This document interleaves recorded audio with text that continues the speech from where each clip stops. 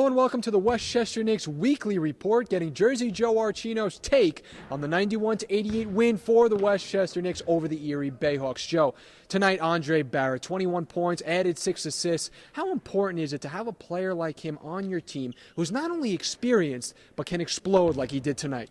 Well, guard play is huge, especially when you're playing a team like the Erie BayHawks, who have outstanding guards themselves. Peyton Siva and Seth Curry are tremendous, but you give Andre Barrett and you give Langston Galloway a ton of credit because, especially defensively, they really made them earn their points. They did not get anything easy, and that's one of the big things you want to look out for. When you're a D-League team, the fundamentals, especially on the defensive side, they executed that very well, and their offense came from the defense. It was just a very encouraging performance from two very good guards, which the Westchester Knicks have.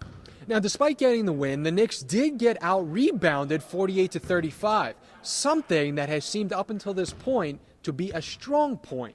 What was the difference, and why was Darnell Jackson and Ben Strong irrelevant to tonight's win? It's really weird because, like you said, it's been such a strength for this team. They have such a good array of big men they can throw in there. Ben Strong, Darnell Jackson. You have Jordan Vandenberg, who saw some minutes too. So it was a little out of character. I don't think it's a big thing you're going to see going forward. I think it's definitely something that'll be corrected. They have a quick turnaround where they're playing Erie again on Wednesday, and we were talking to Coach in the press conference, and he emphasized that greatly because I think he knows that is going to be one of the key areas where this team really has an advantage over others, is their ability to throw multiple big men into a lineup, and I think they're going to get that corrected going into the next game.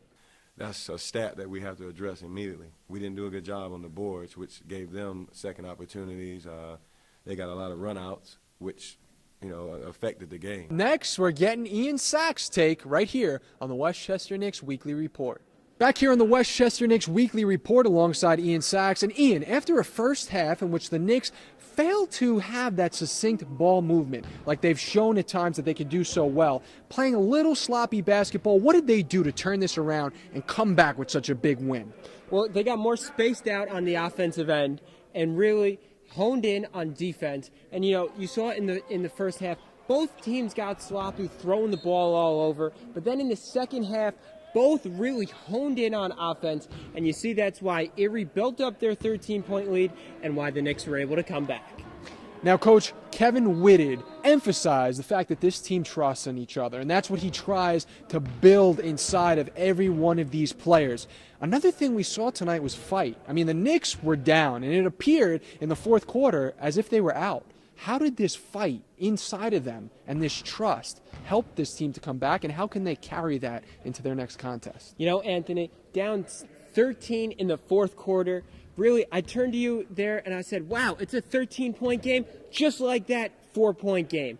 They just had a sensational comeback and really closing the game 17-1 run, and they see this Erie team right back here on Wednesday. They're going to remember that, and they're going to be pumped. Closing this segment out with a bang, that's Ian Sachs. I'm Anthony Carlo. We'll see you next week on the Westchester Knicks Weekly Report.